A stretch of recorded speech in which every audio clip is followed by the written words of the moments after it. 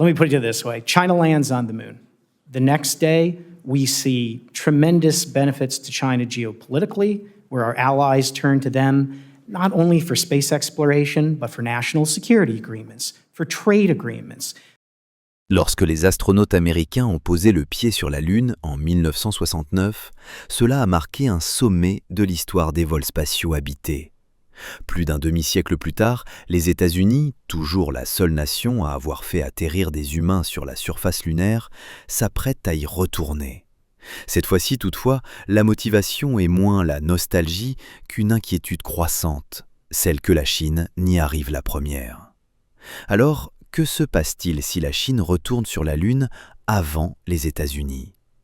Qu'est-ce que cela change réellement? Voyons cela. La NASA prévoit de lancer la mission Artemis II au début de l'année prochaine, envoyant des astronautes faire le tour de la Lune avant de revenir sur Terre, suivi d'Artemis III, un atterrissage lunaire habité en 2027. De son côté, la Chine s'est engagée à envoyer ses propres astronautes sur la Lune avant 2030.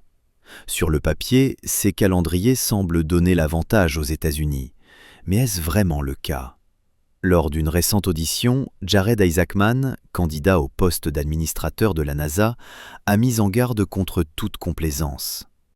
This is not the time for delay, but a time for action.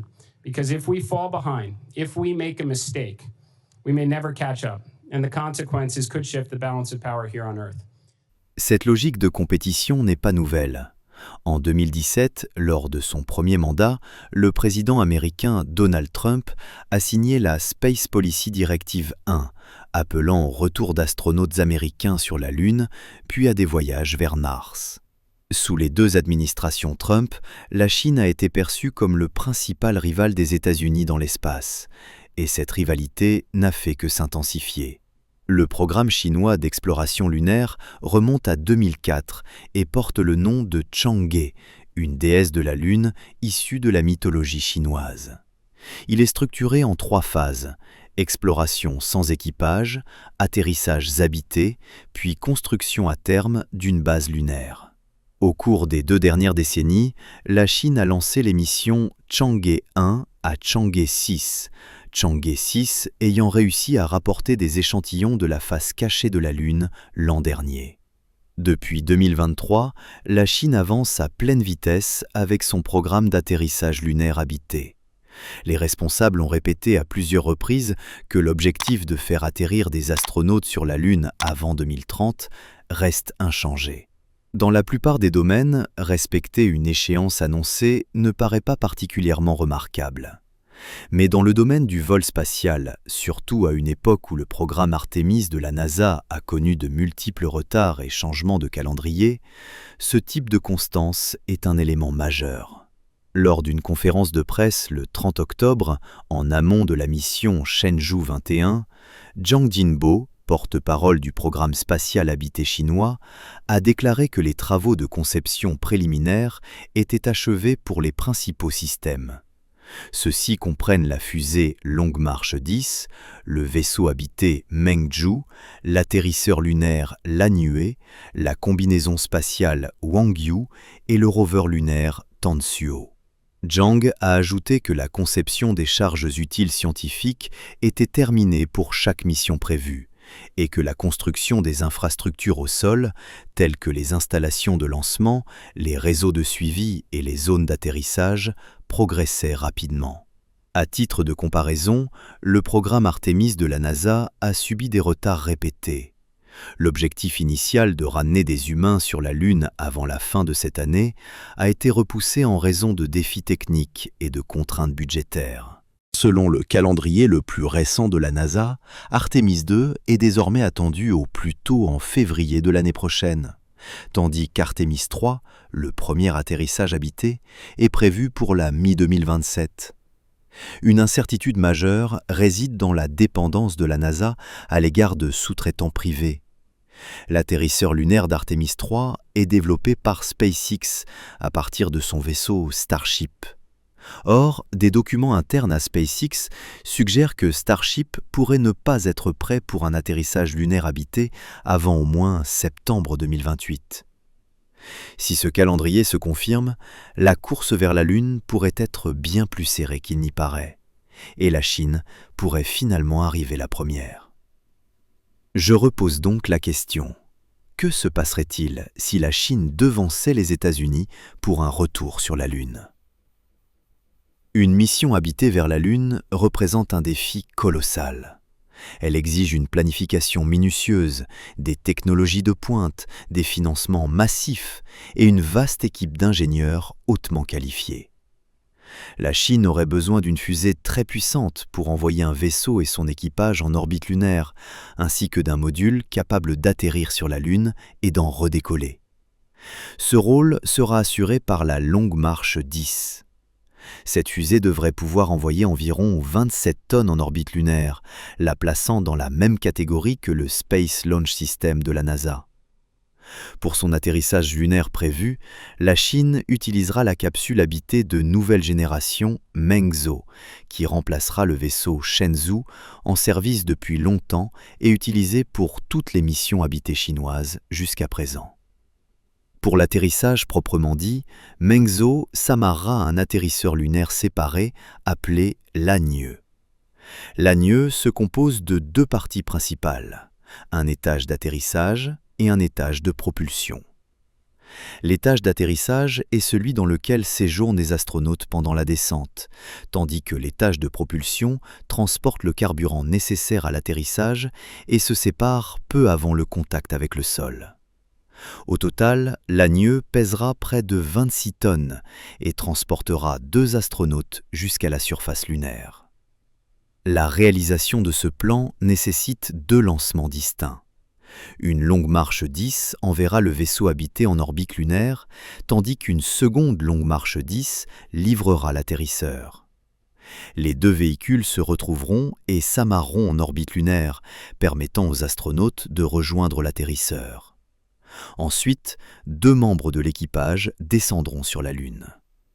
En cas de succès, la Chine deviendrait le 2e pays à faire atterrir des humains sur la Lune. Comme lors des missions Apollo en 1969, le premier séjour chinois serait probablement bref, environ 6 à 8 heures, et axé sur l'exploration, la collecte d'échantillons et des expériences de base. Ensuite, les astronautes redécolleraient à bord du module de remontée, rejoindraient leurs coéquipiers en orbite lunaire et entameraient le voyage de retour vers la Terre. La réalité, c'est que faire atterrir des personnes sur la Lune n'a, honnêtement, pas tant d'importance que ça. Ne vous méprenez pas, c'est impressionnant, mais marcher sur la Lune est en quelque sorte une démonstration de force assez limitée. Il suffit de regarder Apollo. Les Américains ont marché sur la Lune à quelques reprises, planté le drapeau, puis se sont arrêtés. Après cela, tout est pratiquement revenu à la situation d'avant. C'est pourquoi la Chine ne se concentre pas uniquement sur son premier atterrissage lunaire. Tout en se préparant à sa première marche habitée sur la Lune, elle pose également les bases de quelque chose de plus permanent, une future base lunaire. Dans les années à venir, la Chine prévoit 2 missions Chang'e supplémentaires avant la fin de la décennie. Ces missions doivent préparer la phase suivante de l'exploration lunaire, la construction d'une station de recherche près du pôle sud de la Lune. L'une des plus importantes est Chang'e 8, qui joue un rôle clé dans le plan chinois de construction de la Station internationale de recherche lunaire, ILRS, dans les années 2030. Chang'e 8 s'appuiera sur le travail de Chang'e 7, actuellement prévu pour 2026. Alors que Chang'e 7 se concentre sur l'exploration et l'étude du pôle sud lunaire, Chang'e 8 ira plus loin avec de nouvelles expériences. Celle-ci inclut l'utilisation des ressources in situ, comme tester si le sol lunaire peut être utilisé pour imprimer en 3 dimensions des briques directement sur la Lune. Autrement dit, il s'agit de déterminer si les futures bases peuvent être construites à partir de matériaux locaux plutôt que d'acheminer tout depuis la Terre. Cette mission est destinée à servir de fondation à une station de recherche lunaire beaucoup plus vaste, d'abord robotisée, puis habitée, au cours de la décennie suivante. Chang'e 8 transportera également environ 200 kg de charge utile, piggyback, permettant à des partenaires internationaux d'embarquer leurs propres instruments scientifiques. En ce qui concerne le calendrier, la première phase du projet ILRS vise à construire une station de base d'ici 2035 dans la région du pôle sud lunaire. Cette installation initiale comprendrait des infrastructures scientifiques capables de mener des expériences et de développer une utilisation limitée des ressources lunaires locales.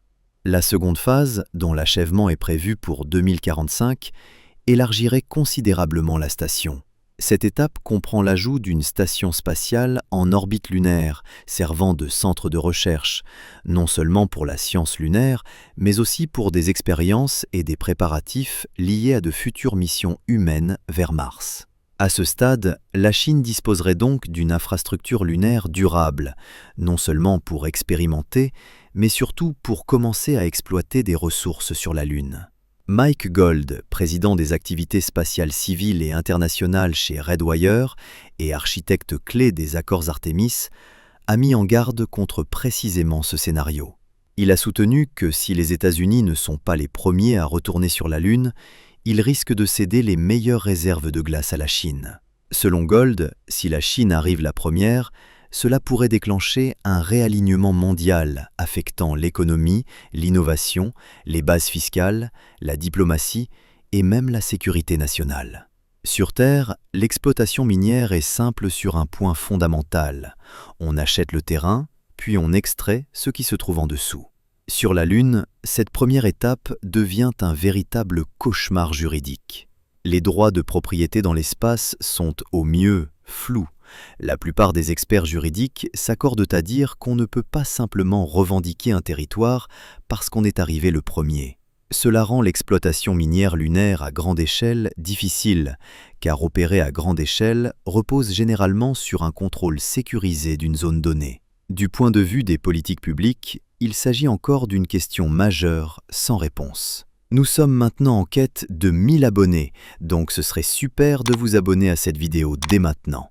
Merci d'avance pour votre soutien et à la prochaine.